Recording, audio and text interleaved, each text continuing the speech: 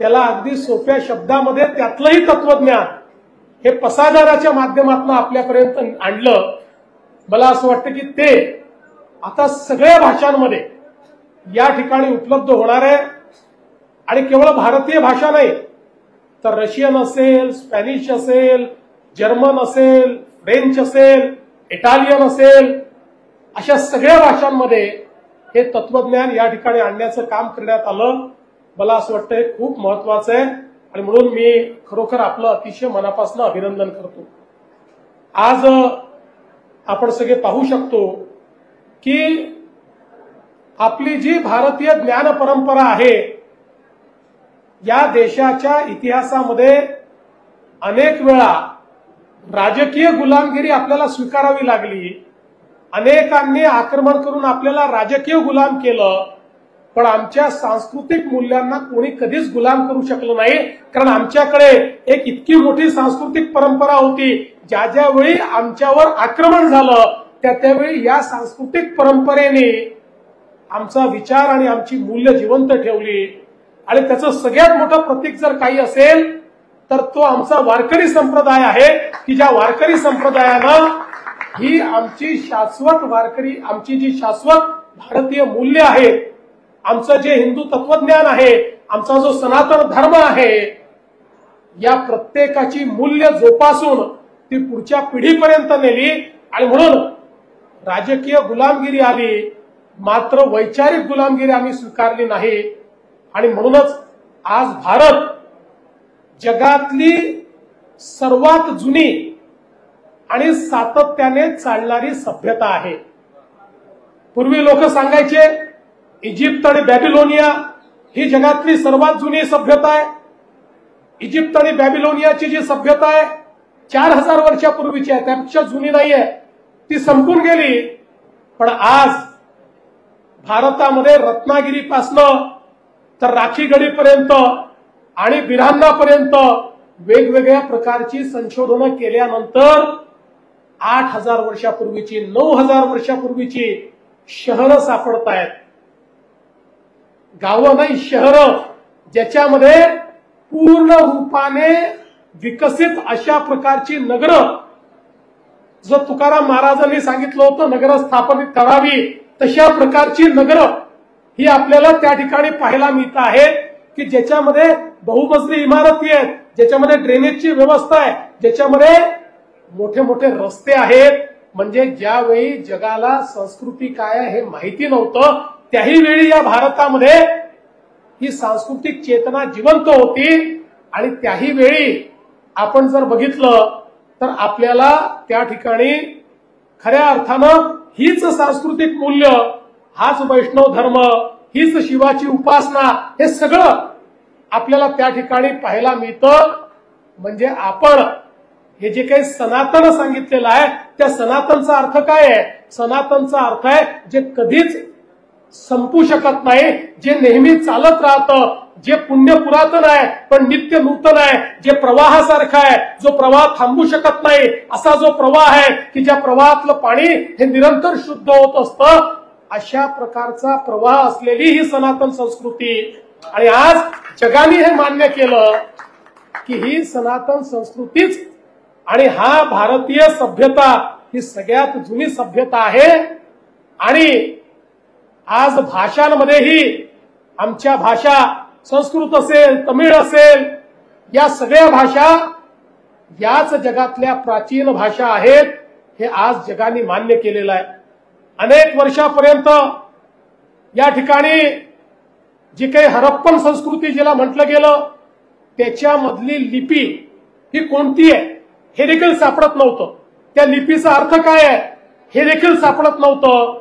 पण आता तेही सापडलं. लोक म्हणायचे ही संस्कृतची आधीची भाषा आहे, हरप्पन भाषा बाहेरून आलेली आहे.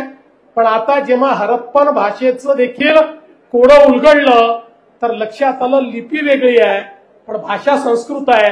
हरप्पन भाषेमध्ये लिहिलेली प्रत्येक गोष्ट ही संस्कृतमध्ये लिहिलेली आहे. म्हणजे जेव्हा आताचा युरोप हा स्टोन एज मध्ये होता किंवा आताचा अमेरिका जेव्हा अस्तित्वातही नव्हता त्यावेळी पूर्णपणे विकसित स्वरूपामध्ये सभ्यता आणि संस्कृती असलेला देश आपण होतो आणि म्हणूनच मला असं वाटतं की ही जी विचाराची परंपरा आहे, हा जो विचाराचा ठेवा आहे, हा अत्यंत महत्वाचा आहे।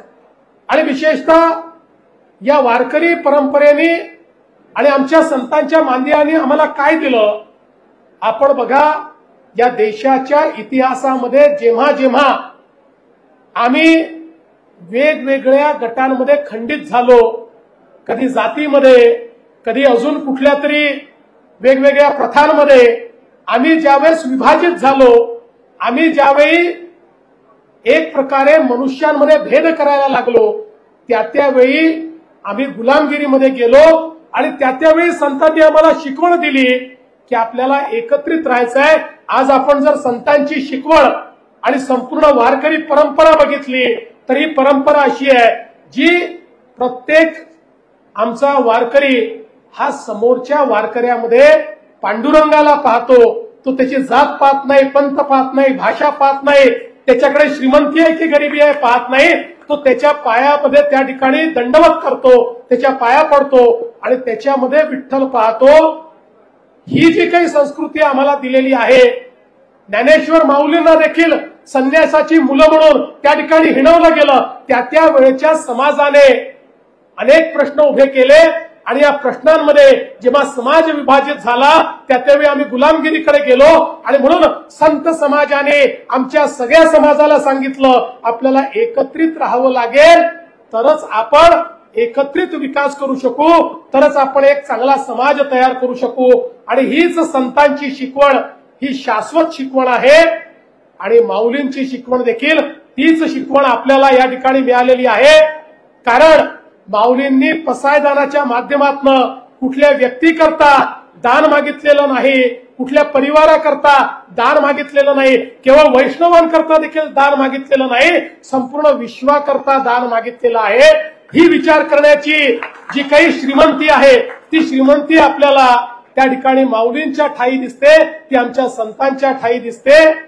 आणि खऱ्या अर्थानं केवळ 21 वर्ष माऊलींचं जीवन होतं, ते तर आज संजीवन आहेत, पण या भौतिक जगामध्ये केवळ 21 वर्ष आपल्यामध्ये ते होते। पण या 21 वर्षाच्या आपल्या जीवनामध्ये आपल्याला जे काही ते देऊन गेले, हे मात्र कितीही शतक गेली तरी देखील त्या ठिकाणी आपल्याला मार्ग दाखवत राहणार आहे। खरं म्हणजे मला असं वाटतं की नामदेव रायांचे आपण आभार मानले पाहिजेत की त्यांनी ज्या प्रकारे हा संजीवन सोहळा आपल्यापर्यंत पोहोचवला। आणि विचार करा की ही सगळी मंडळी किती योगी होती, किती यांच्यामध्ये एक प्रकारे ईश्वराचा अंश होता की संजीवन समाधी घ्यायची, म्हणजे मला असं वाटतं आपण जर विचार केला तरी आपल्या अंगावर एक थरार उभा होतो।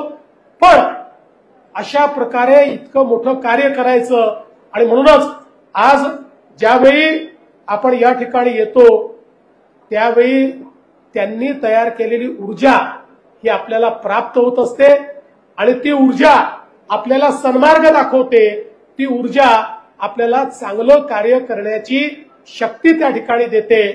आणि म्हणूनच आज इतक्या चांगल्या कार्यक्रमामध्ये तुम्ही आम्हाला बोलवलं।